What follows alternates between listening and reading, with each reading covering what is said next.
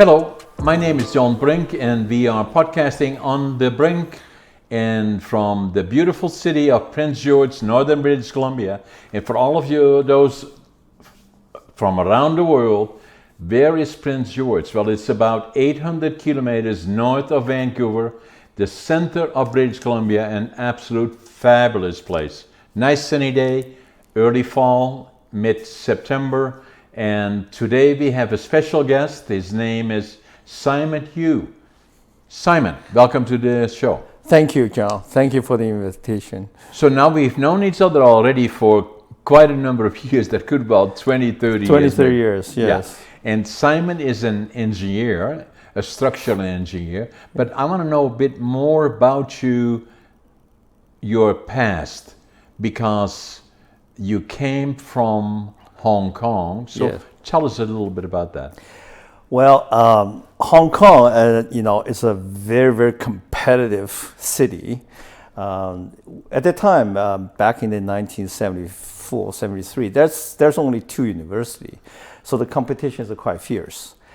And at that time, my mother, because I was born British subject, of course, I can go to school in England and whatnot to improve my English. And so my mom has a sister at the time. She immigrated to Canada quite a few years earlier, back in the 60s.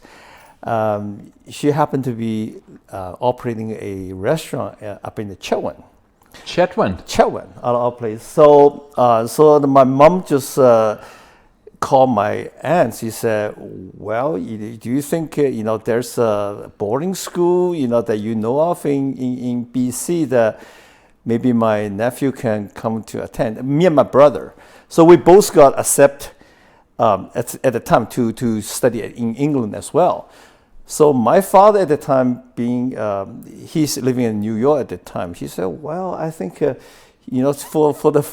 I won't have one brother, so for you guys to really improve your English, be best, you guys don't go into one spot. So you guys will have no chance to speak Chinese, pure English." Yeah, totally emerging. Totally emerging into the culture, and into the language, into the all fabric of the Western culture. So my mom said, "That's kind of harsh, but okay, we'll see what happens." So my mom called my aunts. At the time, there was there was a priest called Father Youngblood. He's very old. At that time, he was 80 some years old. Actually, he was the two oblates that found the BC. One is him, and one is another bishop, Bishop O'Grady.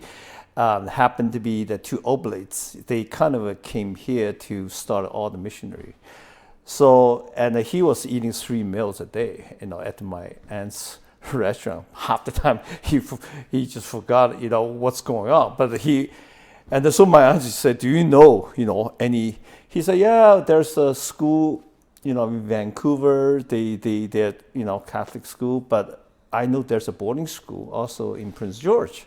So my aunt said, "Well, can you give me the name?" He said, "Well, better, yeah. I just write a letter to the school, on your behalf for your nephew." And so that's how the story goes. So I end up, got accepted to Prince George College, and so I came here about 15 years old, attending grade 10. So that's how I start my life here in Prince George. Where was your brother? My brother's in England right now. He lives in Slough, England, and so he went to England. You went to Prince George. That's right, and he's stayed in England ever since. He is an engineer as well. He's a civil engineer, and actually he's lived quite close to Prime Minister May. That neighborhood there, near Windsor Castle and the Slough, and so he was doing well. Yeah, he's doing well there, yeah. How old were you when you came here then? 15, just barely turned 15. So was it your mom's sister then in Chetwynd that kind of made sure you kind of got settled in? Well, she just basically drove. My uncle just basically drove me to Prince George, and Yeah. dropped me in the resident hostel 11. I walk in there With your 2 suitcases? with my 2 suitcases, One and in each hand. Eh? one on each hand, and walking there. Why did you have 2? I only had 1. Yeah, you. I think I got a little bit more money than $25 for that much. I know. I walk into the hostel, and it's just a fully it's a residential school. Yeah. But at the time, it's actually the school is it's a local Catholic. Good support, Good right? support, yeah. You good, and then so you went to high school here as well, then, That's right. and then you took your high school, you graduated. I graduated down the St. Thomas More, down Vancouver. Okay. And I spent my last year high school, actually half years down the St. Thomas More, because I finished the grade 10, 11, 12 math when I was in grade 10. Yeah. So they said, well, maybe You kind of were ahead of you were things. ahead. So after the grade 11, I lived about half years with John Furlong, the CEO of Olympic, believe it or not. Yeah. Yeah, he was the teacher, my PE teacher at the time. So at the time, so story short, I just went to Vancouver, and I went to university there, and finished my university down. So you took UBC? UBC, yes. And you took engineering? I took right engineering. from the beginning, or did you first enter university and say, what should I do? Well, actually, I spent quite a couple years. Actually, I need to improve my English foremost. Yeah. Right, down the Vancouver College, and so I didn't really fully get into the university till 80s. So I was 1 year behind. Right. Yeah. So I graduated in '84. Yeah. UBC, but it's a 5-year program. But I've done my first year in the Vancouver College. But Did you directly go into structure? Because I sometimes hear, I'm an engineer. Well, what kind of an engineer? Because there can be 20, 30 different kinds. So how do you decide, Simon, as for young people that watch this and saying, what appealed to you about structural engineering? Well, structural engineer, it's one of the specialties that we probably choose third or fourth years. The first second year is about the same. We have to still about have to. What? All civil engineers have to take pretty well the same course. Yeah. The first 2 years, and then the third and 4 years, it depends on interest. You like to work in the municipality. You might want to become a traffic engineer. You might want to become a civil more to do with the sewer, waters, or you want to be more concentrated in the bridges, structural. So at that time, I really was interested in architectural. But by then, it was too late for me to get into the architectural school, and I need at the time I already have a couple kids, so I need to support a family. So I just thought, well, I'm pretty good in math, so let's just finish off the civil engineer the closest to the architectural. So I just to finish my degree in the structural engineer. So that was when? That was 84. 84.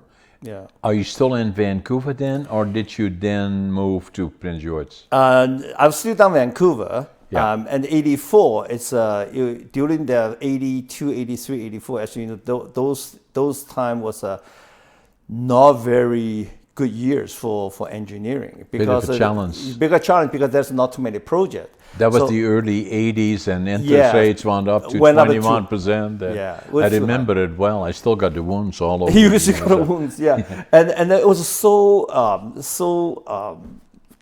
tough for a young family. Try to. Yeah. So at the time, I work at one extra year at UBC. Basically just at the physical plant, and to try to take a few more courses in the master degree program. But then one of my friend, he was working in the Arctic up in the Yellowknife. He said, "Well, Simon, we have a little summer job for you, if you're interested." But just summer. Rankin Inlet. Rankin Inlet. He said, it's a very isolated town, but we can use somebody like you to go up there for a few months. Now, correct me if I'm wrong. For those guests that are watching internationally, Canada is one of the biggest countries in the world. Yes. Maybe second, third biggest one, maybe. Yeah. And then you have BC, Alberta, Saskatchewan, Manitoba also, all along the border with the United States. Yes. And then as you go higher, you have at Canada in the west side, the top is the Yukon. Yes. That is up against Alaska, and then next to it is the Churchill. Huh? Churchill, Manitoba. Yeah, and then but the territory there is the territory. How do you call it? We call that Now it's called Nunavut, but at that time was the whole place is 20,000 people, 25,000 people live in the Northwest Territory. Yeah, it was then called the Northwest Territories. Yes. Then it was renamed. It now Nunavut. has provincial standard, right? They still they have is a representation government. I still believe. Yeah. They don't call themselves premier. I think there still is a class as a territory. Yeah. The same with the Yukon. Yukon, right? yes. I Yukon spent territory. 5 years living in the Yukon. Yukon, yeah. So there, the political system there is a little bit different. Yeah, but beautiful, beautiful country. Beautiful. Right up to treasure the North Pole, absolutely. virtually.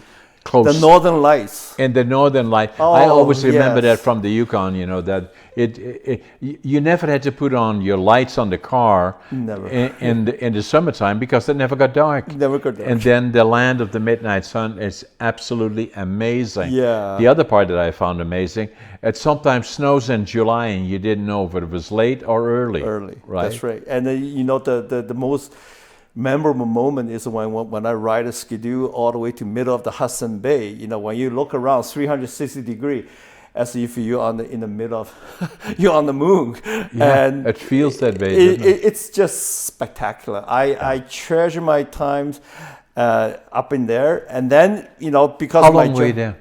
I was 24. Yeah. How long were you there? I was there supposed to be a couple months. Yeah. And then when I was there, the municipal manager at the time, he's retiring, and then he said, "We really need to find somebody to work here," and he said, "You seems like a fit. You come from a culture background that." Have a good interaction with the First Nations, and so he just called the mayors and the council basically gave me an interview right on the spot. Yeah. So they said, "Yeah, we would like you to be the municipal manager." I said, "Wow, I was at the time I was 25, 26. You want me to be municipal manager?" They said, "Yeah." And so I became one of the youngest municipal managers there, and for a couple of years. And so I brought my family from Vancouver to Rankin Inlet, and it was a very fast learning. How long were you in that position? About 2 years. 2 years. Yeah. Looks good on the resume. Looks very good on resume, you ever especially right now I'm running for mayor. I have was going some to say, experience. if you ever decide to run for mayor, it looks good on your resume. Yes, this I saw. Wow. We'll talk about the mayor thing a little bit later, Yeah. but anyway, I thought I'd just throw that in. So you were there in Rankin Inlet for that time. And then from there and then, another thing that I noticed about you is Indonesia. Yes. What happened there? Well, Indonesia is a funny thing. Actually, at the time, I was involved a little bit of political party organization, as you know, around Prince George. I get to know a few people, and because of my background as a structural engineer, I also get to know a few CEO, if you would call it, in the salt mills, in the pulp mill industry. And 2003, there was a big tsunami happening in Indonesia. Yeah. We as a province donate quite a bit of money. I think it was in the range of $8 million to the Red Cross. And so some people in the forest industry, like a foreign FII and Kofi, they said, well, maybe we can use the opportunity to showcase some Canadian lumber industry to help to build some building over there. Exactly. So I, along with some vice president from Canfor, West Fraser, whatnot, we went to Indonesia and we helped the embassy we went over there, did some demonstration building, and it just happened that a couple of ministry they really like what we showed them. So I got the opportunity to let a few people, a team basically from Prince George, went over there, bought the lumber over there, built a couple village. So that was the experience. I went there about 7 times. And while I was there, I made some friends. We're still very, good friends over there. And about 5-6 years ago, I went back there just to check, how the building fare under the tropical, weather condition, and they were still doing great. And so I have some background into doing the emergency relief housing, and understand the steps and more. It was most interesting experience because it was in the environment that's just after a disaster. Family is lost the members, and how you put them all together. Very difficult. Very difficult situation. So and through that I learned quite a bit about United Nations program, how they deal with situation in those areas. So that experience gave me some understanding of community building in terms of. So I treasure that experience very much. The Indonesia and Holland. Indonesia used to be part of Holland, and then I was in the Dutch Air Force in 1958 to 1960 was the time that Indonesia took back New Guinea, Dutch New Guinea.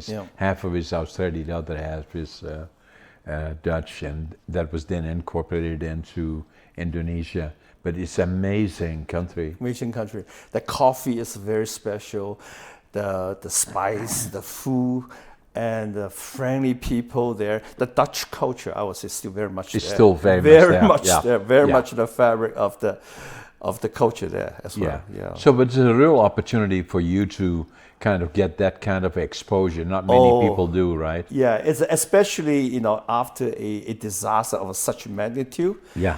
And the hotel I was staying there, it was the night before Bill Clinton was there. Yeah. And the earthquake, the aftershock was still happening. Yeah. And so that was the world was paying a lot of attention to the area at the time. Yeah. So it was not shortage of money to rebuild.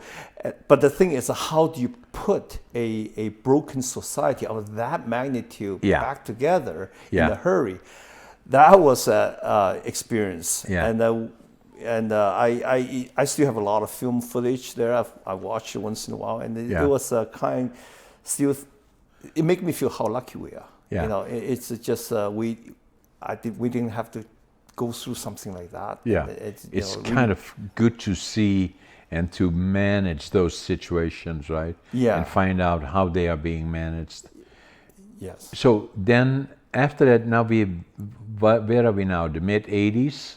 The Tsunami was actually 2003. Okay. But between then, after I came back from, after 87, 88, things start picking up. Down here Vancouver. Again, the economy. Here in the economy. So you came back to Prince George? I came back to Vancouver first. Right. Okay. So I practiced there for about another year or so. Yeah. And then I got sent down to the States by the company to the Atlanta, Georgia, to do my engineering there.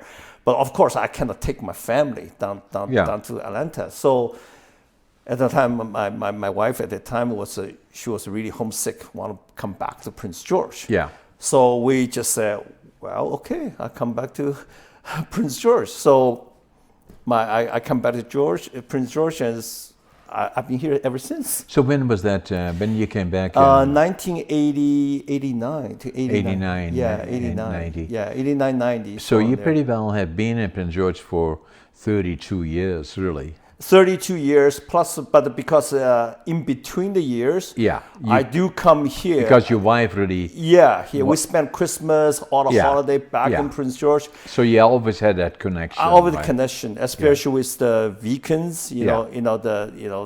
all the family, all the friends here, Yeah. and so the connection was never broken. No. So when you came back to Prince George, but then you went back into your profession as a Yes. structural engineer, Yes. and you became involved in projects more and Yes, yeah. It's I just find it's just the opportunity here is amazing. I mean, more, especially then, right?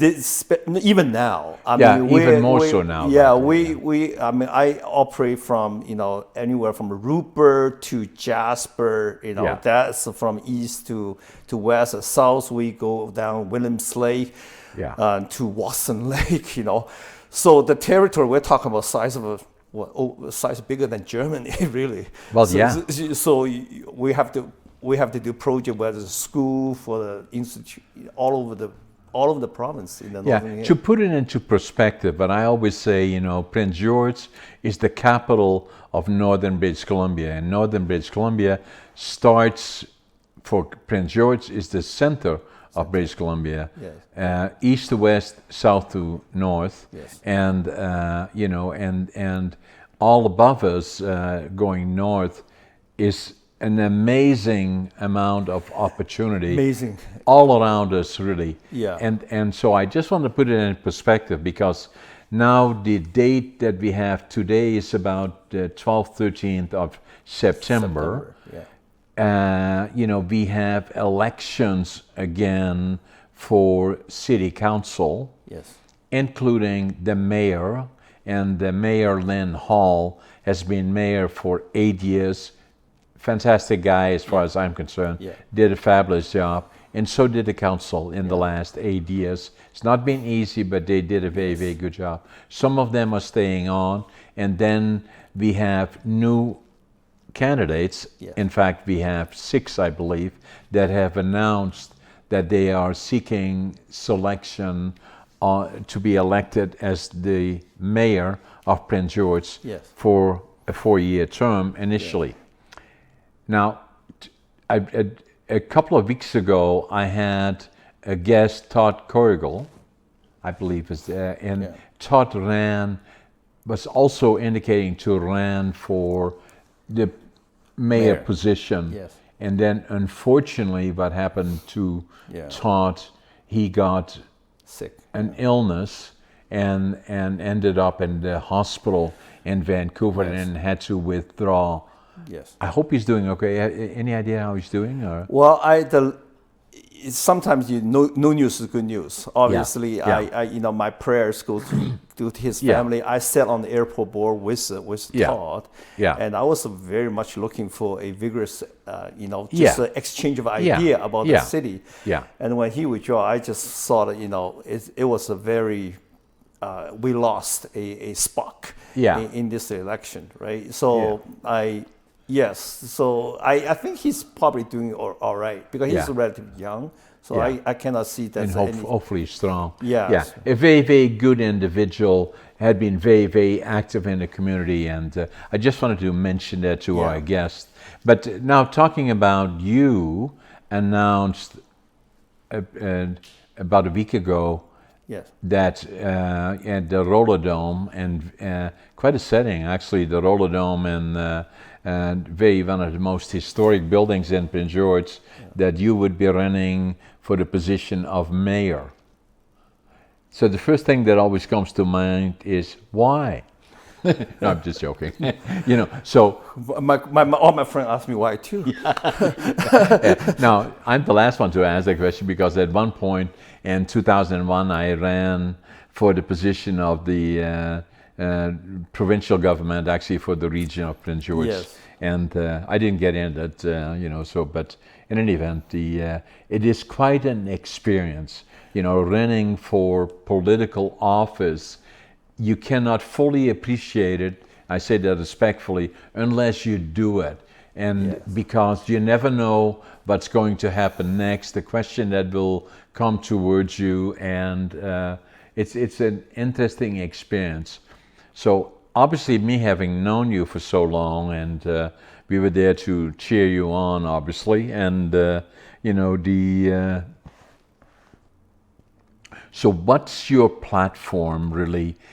And if I ask that, then I think to myself, his platform likely is because he has had so much exposure to what can happen in a region like this, the location that we have in the world, you know, being so centrally located to the major markets in the world, Europe on the one side, Asia on the other, the South, the United States. Yes. We have all these resources here, and for all intents and purposes, we've not virtually even touched it. Absolutely.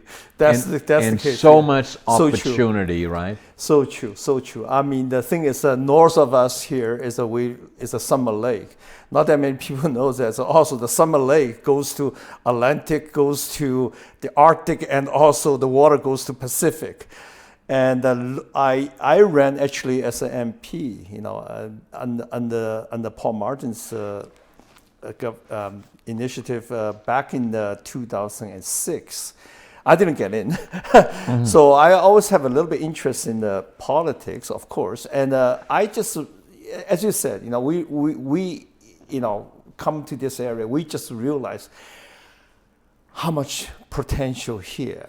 And so because the potential is so vast, so I look at the Prince George last, you know, 20, 30 years, the development. You know, Mayor Linghart doing great job, and we're all good friends. We always discuss, you know, what is the Prince George's next step, right? What is take? So I always look at Prince George. I say, okay, you know, I look at Prince George because when I was back in university, actually I studied one of that courses studied the sewer plant of Prince George. At that time, it was projected that Prince George will have approximately 180,000 people in the mid 90s. Of course, it didn't happen. But the sewage plant we have actually is designed and built for at least 120,000 people. And then Prince George's population is about 80,000. So I always looked at Prince George as a place that perhaps, you know, that because of some affordability issue, is because the population was never really catch up with the size of the city, with the infrastructure of the city. And so it's almost like, to me, it's 8 people walking to a restaurant, order a meal for 12 people. And, you know, the 8 people had to pay for the meal for the 12 people. So I just thought, what should we do? Should we make some phone calls, invite former friends coming over, and to share the experience of this, you know, this meal with the order? I'm just using that as a, you know, kind of a way to explain the reason why the potential, I think, is so huge. But because we have some kind of catch up to do in certain area. And being sitting on the airport authority for 2 terms and sit couple terms at the UMBC as a board of directors, I got a kind of general feeling of some of the issue that we're having is a growth pain, basically. Now, the airport in Prince George went through a fairly major expansion as well. Yes. It put in a major extension to the runway. Yes. The airport is YXS, is the third largest, longest runway in Canada. Yes. And then the infrastructure around it is there to become major point. Yes. You know, the way I always looked at Prince George, and I've been here since 1965. Yeah. You know, it is nearly 60 years, and then it was what I call the boom town. The question was, when did you get here? Yeah. And the next question was, when are you leaving? You know, so, but that has totally changed. It is now a fantastic community. Yeah. With the unbelievable nature all around us, where it is not uncommon on my way home, just at the edge of town, I will see a black bear, I will see a fox, I will see a deer. It's very, very common in this region. And there is no second to the nature that we have here. Probably 2,000 lakes within 50, 60 miles outside of town. The other part about Prince George that I always looked at, it has this amazing infrastructure of location, the center of Canada, of BC, but then in proximity to Asia, Europe, North America, and then this amazing infrastructure of roads, railroads, and then in addition to that, air. It is absolutely unbelievable. Unbelievable. And so what I say is usually Prince George will succeed and it will become a major center, not necessarily because of the politicians, but tongue-in-cheek, be likely in spite of them. Absolutely. Because it is a natural center, right? Absolutely. Yeah. It's Prince George will be a great capital. Yeah. Of a province, and regardless who's going to be running the city hall, or because the geography is just spoke for itself. It's too important. If we got too much stuff, talk about the wildlife. I always have a black bear in my backyard. So I mean, in the middle of a city like this, and so we are in the middle of a seed of opportunity, of opportunity. But we live with nature and we like it, right? We like the nature. We respect nature. Always will be part of all the people living around here. We like our lakes, we like our hunting, we like our ski-doing in the wintertime. I think Prince George is lucky enough because we have such a vast area surrounding our city in all directions. Yeah. I think we will never lose that, regardless the size of Prince George is going to be eventually be 1 million people, 700,000 people, regardless. This will always be part of the Prince George heritage. Yeah. I think we need to treasure that. Having said that, because of the potential, I just saw, this time of, development of our city, they may be able to use a set of engineers. I look at some of the problems starting a little bit more differently, and to see if we can market right. I would like to be the one to make the phone call to the 4 people invited to the meal. I want to grab one of the guys to pay the whole thing. I might order extra dishes for them from the kitchen, but basically we need to do the marketing and to make sure the affordability issue is to be addressed through growth. Through growth. We have to show the opportunity right? to the world.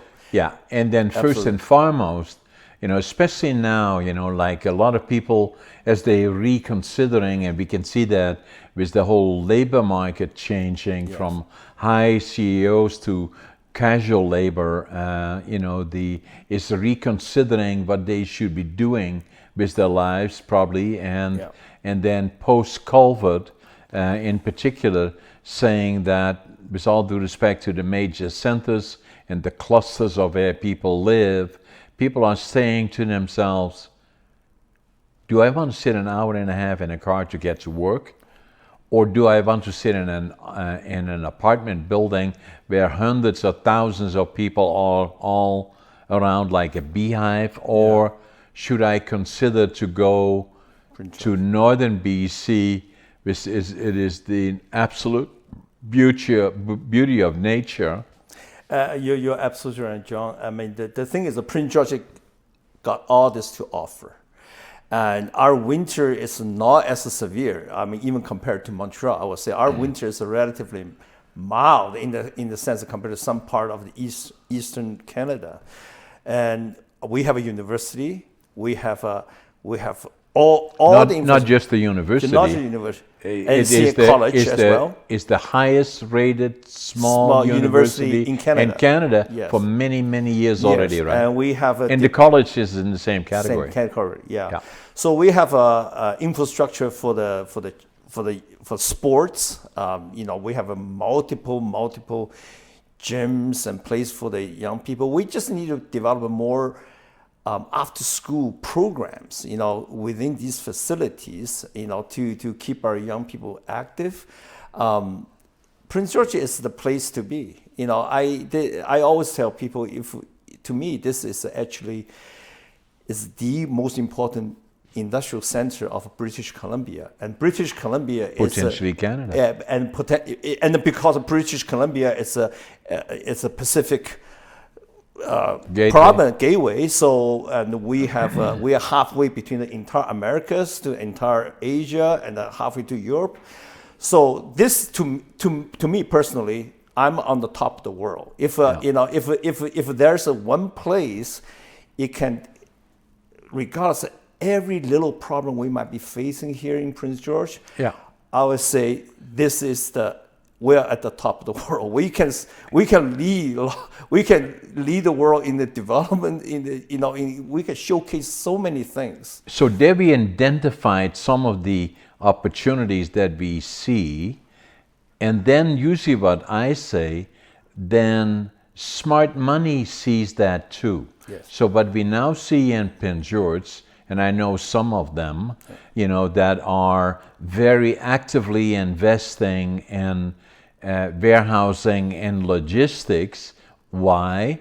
Because we will become the port to Prince Rupert, through Prince George being the inland port for distribution of goods, and going on to the United States, Eastern Seaboard, and the Midwest.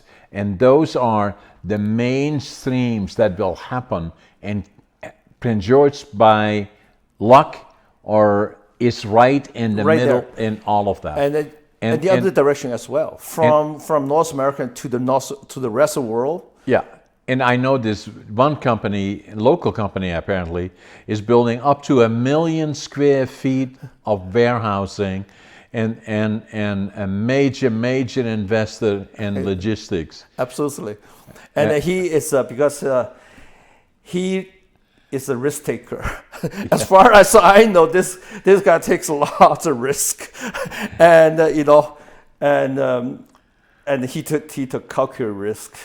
And another thing is, you just mentioned, because a lot of people, they still don't know, Prince George is actually one of the two places we have basically a tax holding status at our airport, all the land up there. Yeah, very significant. Yeah, so this is a significant thing to a lot of investors. That what that means is that you can bring a different product to Prince George, and you can reassemble them into a newer product, and then before you're selling the product, you don't have to pay tax, import duties. Yeah. So this kind of opportunity makes it extremely attractive. Extremely attractive. I had to kind of run this by Simon, because the one that is the investor in the 1 million square feet of warehousing and logistics is me, obviously. Of course. and so, because I see the opportunity, I saw it when I came here in 1965. I knew Prince George has huge potential. Yes. And then from there on in, gone through all the ups and downs, but timing is everything. Timing is everything. And then, so from there on in, saying that, the Prince George has all the underlying fundamentals of it is a center, all the huge potential in terms of development, in terms of factories, building, resources, access to the Asian market, European market, everywhere. North American market, and smart money is watching it carefully and starting to invest, because even in warehousing, we by far the largest one right now in Northern British Columbia, and we are pushing forward. Your timing is impeccable, because based on my information, is Amazon is going to probably go with this 33-hour for the entire North America program. Basically, anywhere in North America, you order something, they want to get the goods to your door around 33 hours. And Prince George being the intermodal transportation center, the hub. And I can see the opportunity to warehousing, and I can see the remanufacturing. We just need to put few that idea together, and that's one reason I run from mayor based on our conversation. Some of my background, I really like to see what Prince George is doing to this little house movement, like what IKEA is doing to the furniture. The other benefit that a guy like you has, Simon, is because you've been here for 30 years and connected already numerous years before that, in the 50 years that you've been in Canada, is that that you can see what's happening in certain regions. We see that for other reasons down the coast, but the time has now come for northern British Columbia, Yes. and because people making choices in terms of not only as opportunities to work, Yes. but also to enjoy Life. what they're doing in their free time and to appreciate nature and all the beauty that goes with it. Yeah. And there is no other place, place. other than this, in my opinion. Yeah, you know, we so- we only we're the secret. yeah. I think the secret after this podcast is out, so we better starting to get used to the traffic jam now. Exactly.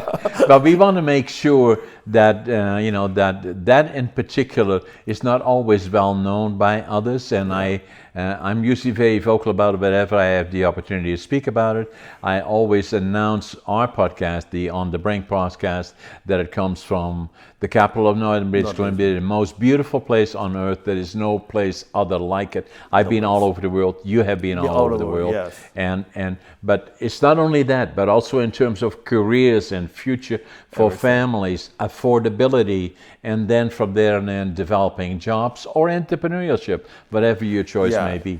It's the place. Bring your dream Yeah. and make it happen. Yeah. It all can happen right here. Yeah. And this is the place. The energy can meet together. The synergy will happen, and the community building can happen. And this is an exciting place. Now, Always has been. But I want to talk a little bit about your family. Yes. Now you're married. Your wife's name is Momo, yeah. Momo. Yeah. And then you have 6 kids. I have six grown children. Yeah. And they are very doing quite well. And I've encountered a number of them because there were some of them were down at your announcement, obviously. Yes, I have 3 here now. I have 3. One doing the master degree in music in Montreal, McGill, and one doing master degree in architecture at UBC. And I have another son playing professional basketball. Give me in the Hong name Kong. and tell me what they're doing. Li Wei is doing. He's right now is a BCLC Northern representative, Okay. Sales rep, and for the Lottery Corp. Okay. And Rena is as a doctor locally, and it's a physician, Medical doctor? medical doctor here. Okay. Yeah. And Jordan is a teacher, PE Yeah. teacher at the St. Mary's, and also he runs Here? here, and he also runs a roller dome and some basketball training program because No wonder you got in there to make the announcement. it was outringing. I was trying to do it under Mr. PG's. Tell me more. Yeah, and then my Nathan, my fourth one, he's playing basketball, professional basketball right now in Hong Kong. Wow. And he's a graduate from UBC as well. And so Anakin is doing master degree in music. Piano at McGill right now, McGill University, and Bruce finished his engineering degree, structural, with a distinction. But he decided he want to fulfill my dream, so to speak, to study master in the master program of architecture at UBC right now. Beautiful. So and I have 8 grandchildren. I know. 8 grandchildren from my first 3 kids. Yeah, so they are 2 of them are already in the university age. So amazing how time flies. Amazing how time flies. And so now I'm emptiness for the really emptiness. So I have a little bit energy, give back to the city. And there's 50 years ago, you came with 2 little suitcases, two suitcases. And saying, "Why Prince George?" Why Prince George? Yeah. Well, this is the place to be. So that then being said, then the objective obviously is you, my friend, and then secondly, to find out about your career and how you became a structural engineer that becomes inspiration for those that are thinking, what should I do? Where should I go? And then the other part about it is that obviously you have made your announcement to run as mayor, Yes. and you will have about 4 weeks to kind of introduce yourself to the voting public of Prince George, and I hope that our podcast will help getting a bit of a shine a light on you and saying you've seen Simon before. He's a very active individual, has lots of things on the go, probably more than I do. No, nobody got more things to do than you. I might just say, learning your schedule. I'm just so dumbfounded. You still have time to do this. That's amazing, John. Amazing. You're an amazing character. Did you get a copy of my book? The other thing Yes. that I did, Yes. I gave you a copy and I signed it for you, Yes, right? yeah. I have attitude, hard work, Attitude, passion, work ethic, yes. but follows follow success. through. Yes. The purpose of the book is not hurrah, hurrah, John, but saying no matter how many challenges you encounter or how, if I could have had this or could have had that, no, it's all with you. Everything is possible, especially here in Canada. Yes, you have to have a passion, and you have to have the right attitude to go forward every morning And never give up. Never give up. Perseverance is the key. Now, I wrote another book as well, and that is the one. Oh, I'm just going to bend over here.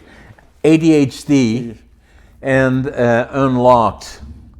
And the reason that I did that is because I found out that I was not very good in school, and I failed grade 3, and then I failed grade 7 3 times, and then by pure coincidence I found out when I was 57 that I had ADHD, and then I became more vocal about it about 4 or 5 years ago, and I felt I had to write about it. Yeah. And I call it the superpower. Superpower. It allows me to do a whole lot of things all at the same time virtually.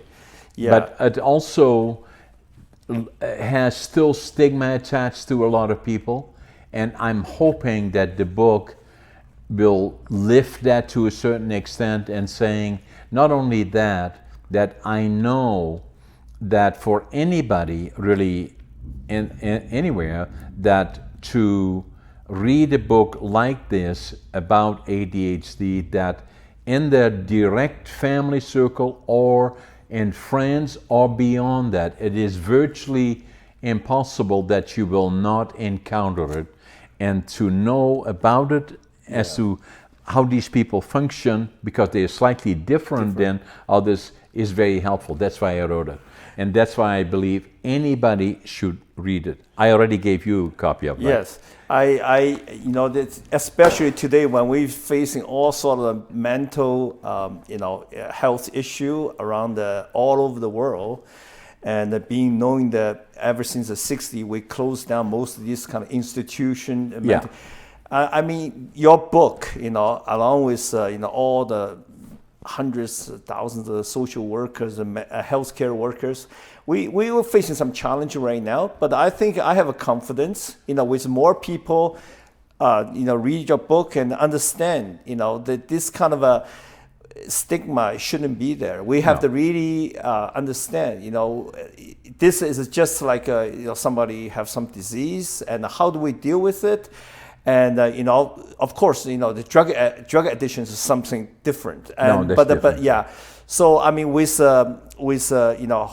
providing some positive housing program, and then we understand the mental issue, and we can together, Prince George can become a learning center for an example. Good sample. That's how we deal with this problem. And your book, I think, will go a long way in terms of help the people in this city to understand. When we see a person that is challenged has some mental issue, how do we show compassion? Right? And how do we help them to go through this? Right. And the reason also that I wrote the book is not only for ADHD, but also people that are slow learners or people that have been exposed to trauma. What comes to mind sometimes in First Nations, that some of the young people have been exposed to trauma, have difficulty sitting in a normal setting, and the book on ADHD Unlocked deals with those issues in terms of innovation to how do we develop or train or create the skill sets that young people or older people need to get into certain trades, and maybe there is a different approach to doing that. Yeah, absolutely. I think your book, especially how to use your knowledge in this area, and we need to have the family, people have a mentally illness, how we need to rebuild the family units for help to build the family unit. I think right now some of the problem we're facing is that when the people got mental illness or got some drug problems, the younger people, the family abandon them, and then they become homeless on the street. Right. We need to find a way to re-engage the community building and rebuild the family units. Through this understanding, then maybe we can do some of that. I agree with that, and hopefully, as we become collectively more aware and people are talking about it more, then that will help. Yes. Simon, it was my pleasure to have you here to interview. We covered a lot of ground, including your political career as you pursue your position for mayor, and we wish you all the luck. Thank you, John. Thanks, Thank Simon. you. Thank you for the interview. Thank you.